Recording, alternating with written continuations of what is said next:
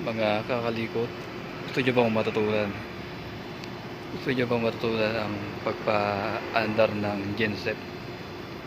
Okay, sama kayo sa akin at tuturuan ko kayo.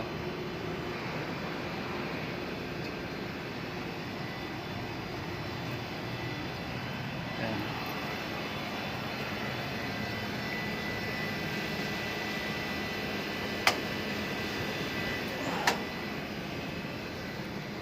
Ito ang tinatawag na breaker. Ito breaker na ito naka-connect sa battery. Ayan. Ayan. Naka-connect sa battery. So ngayon,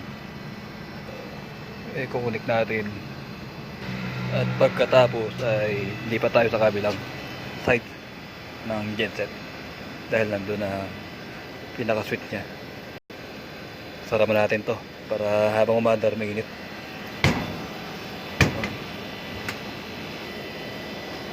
Sa side, lilipat tayo sa side.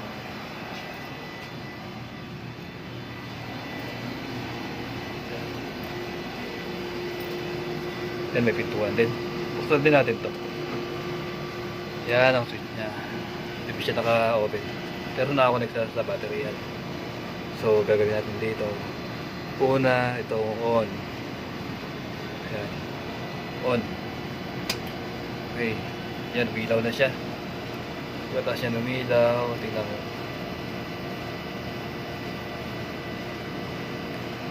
Ayan, umilaw siya. No? Pwede ba siyang manual. Pindutin mo sa drawing na kamay at pagkatapos sa kulay green. Andar na yan. At pwede ring automatic. Pag automatic naman, sa pindutan lang yan. Tapos automatic siya mag-aandar. Ngayon, umpisa natin ha. Una, manual. Ito. Okay, kamay. Tapos kulay green. Tignan natin, kailangan umilaw siya. Yan pula. Yan. Okay.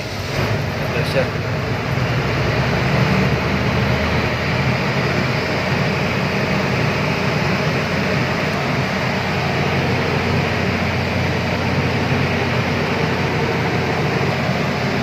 Papatayin nyo.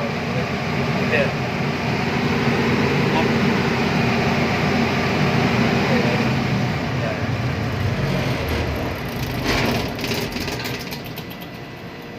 So, pagka automatic naman, isang pindutan lang yan. Yan, hintayin natin mga 5 seconds. Okay, yan, natin na.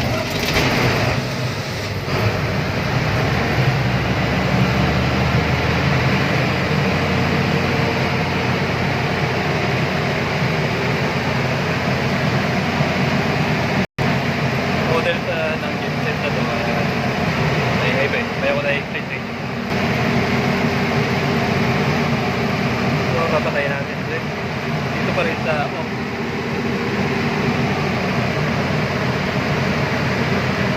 Namatay na. Okay.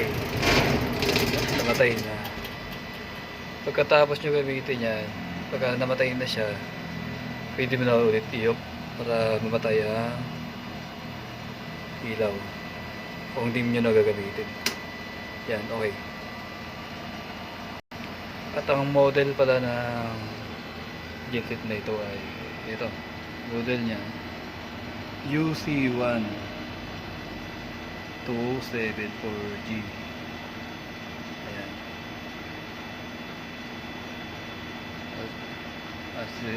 Serial number niya ay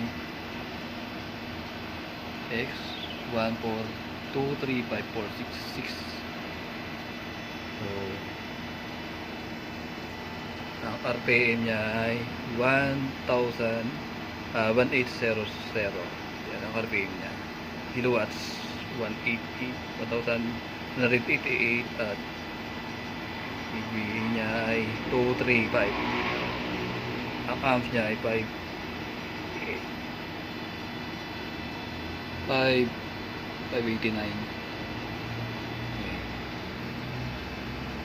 Okay. Siya ay camper generator sets mula sa planta ng Industrial Park Clark Special Economic Zone, Clarkfield, Pampanga, Philippines. Okay. Siya nga pala, may tuturo nito sa inyo. Pag halimbawa i-connect nyo na sa kuryente, kailangan nyo to. Ito, yun. Ito. O nyo, para makakonect na sa, halimbawa, brownout, yan, tataas nyo na to. Para mag-connect na sa loob ng, yan. Yan, on na siya yan. Kapapatayin ulit, yan. Lang. Okay.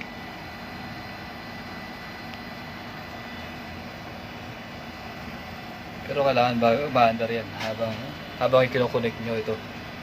Okay. So, nakapatay na. Sara natin itong pito.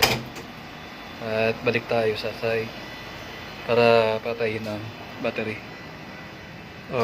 I-disconnect ang battery. Kasi pag hindi man disconnect yan, maaaring matry ang battery.